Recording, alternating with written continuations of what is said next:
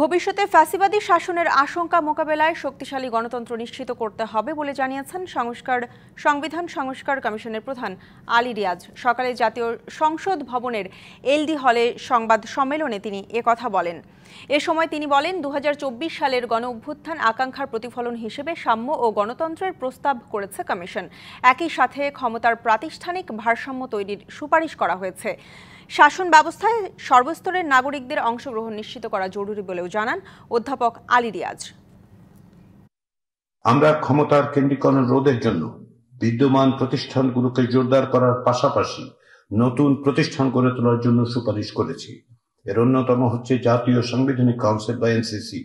প্রধানমন্ত্রী পদের একচ্ছত্র ক্ষমতা হ্রাসের জন্য বিভিন্ন ধরনের ব্যবস্থার সুপারিশ করেছি, যার মধ্যে তিনি যেন একাধিক পদে অধিষ্ঠিত হতে না পারেন সেটার সুপারিশ করেছি।